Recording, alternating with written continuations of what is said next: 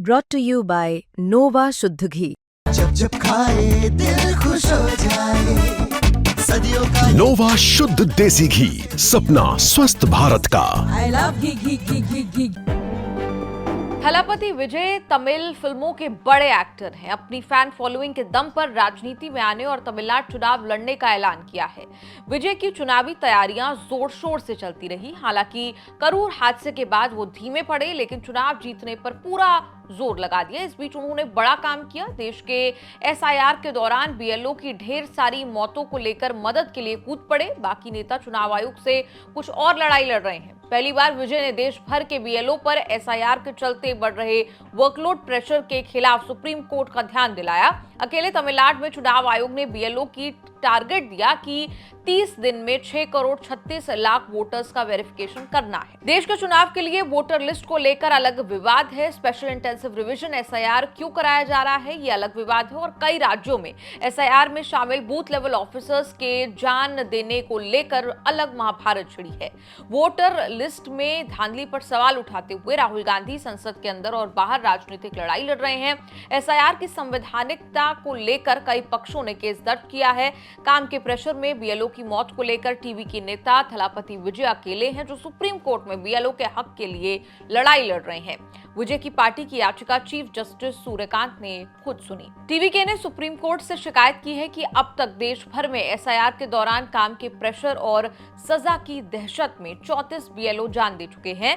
Target पूरा नहीं करने पर एफआईआर करने, जेल भेजने की धमकियां दी जा रही हैं। सीनियर एडवोकेट गोपाल शंकर नारायणन ने दावा किया कि केवल यूपी में बीएलओ पर 50 एफआईआर हो चुकी हैं।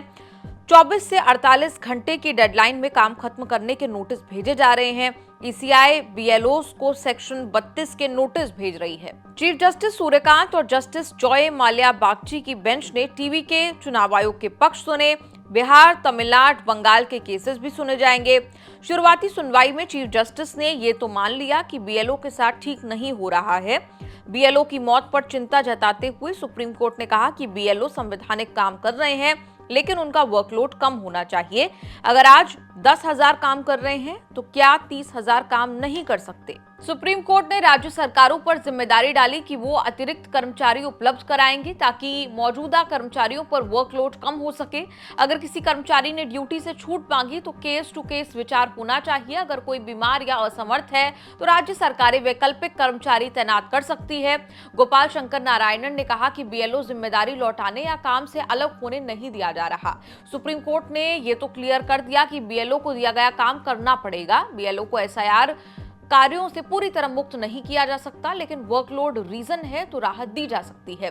चुनाव आयोग के वकील ने इस बात से इनकार किया कि representation of people's act section 32 के तहत बीएलओ को नोटिस भेजे जा रहे हैं। सुप्रीम कोर्ट में एसआईआर को लेकर कई याचिकाएं दायर हो चुकी हैं। बिहार में एसआईआर शुरू होने के समय से याचिकाओं के ढेर लग रहे हैं। सुप्रीम कोर्ट ने सुनवाई पूरी नहीं की, लेकिन ये साफ कर दिया कि एसआईआर पर रोक नहीं लगेगी। कोर्ट ने कहा कि ऐसी शिकायत नहीं मिली जिससे पता चले कि एसआईआर के कारण जानबूझकर किसी का नाम काटा गया हो। एसआईआर को सुप्रीम कोर्ट को हरी झंडी मिली है। बीएलओ की मौत पर हो रहे हंगामे को शांत करने और बीएलओ का वर्कलोड कम करने के लिए भी रास्ता दिखा दिया है। कोर्ट ने कहा कि जिन बीएलओ की मौत हुई है उनके परिवार एक्स ग्रेशिया यानी मुआवजे की मांग कर सकते हैं। बिहार से शुरू हुआ इलेक्शन कमीशन का इलेक्टोरल रोल्स का स्पेशल इंटेंसिव रिवीजन अब 12 राज्यों में चल रहा है। उत्तर प्रदेश, छत्तीसगढ़, गोवा, गुजरात, केरल, मध्य प्रदेश, राजस्थान, तमिलनाडु और पश्चिम बंगाल राज्य और केंद्र शासित प्रदेश पुडुचेरी, अंडमान और निकोबार और लक्षद्वीप शामिल हैं। बंगाल और तमिलनाडु में अगले साल चुनाव है, इसलिए राजनीतिक महाभारत पीक पर है।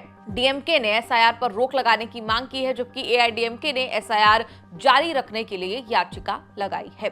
कोर्ट कचहरी के इस एपिसोड पर आपका क्या कुछ कहना है? कमेंट्स में लिखकर अपनी राय जरूर दें।